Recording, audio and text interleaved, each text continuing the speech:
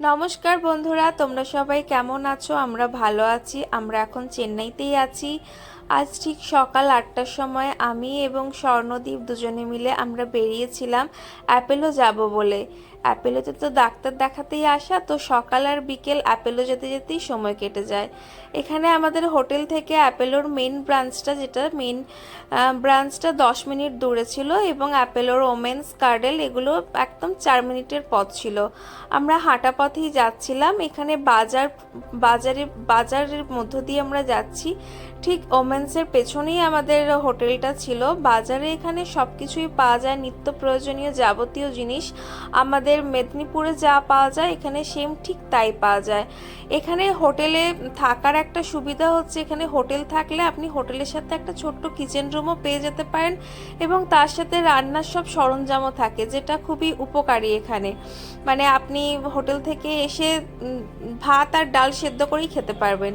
এখানে অনেকগুলোই বাঙালি হোটেল আছে, কিন্তু সেই হোটেলের খাবারগুলো একদম ঘরোয়াভাবে হয় না, কোনো হোটেলই বা একদম ঘরোয়া খাবার হয় না। তো বেস্ট অপশন কিছু একটু চালে ডালে ফুটিয়ে খেয়ে নেওয়া। আর সাউথ ইন্ডিয়ান খাবার হিসাবে এদের তো টকটা খুবই প্রচলিত আছে, তো সব খাবারের মধ্যে একটু টকের খুব প্রভাব দেখতে পাওয়া যায়। আর এখানে মাছ তেমন খুব একটা ভালো পাওয়া যায় না, তো মাছের বাজারও এখানে খুবই মন্দা। একটা দুটো দোকান বসে, সেগুলো তো মাছ বেশি নদীর মাছই থাকে এবং সেই মাছগুলো যে খুব টাটকা হয় বা খুব ভালো হয় তা নয়, সেই জন্য মাছের দিকে না যাওয়াটাই ভালো। আমাদের আজকে রিপোর্ট করা ছিল।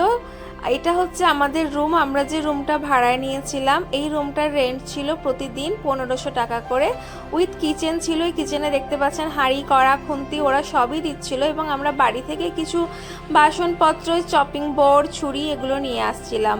এটা সন্ধ্যার মার্কেট।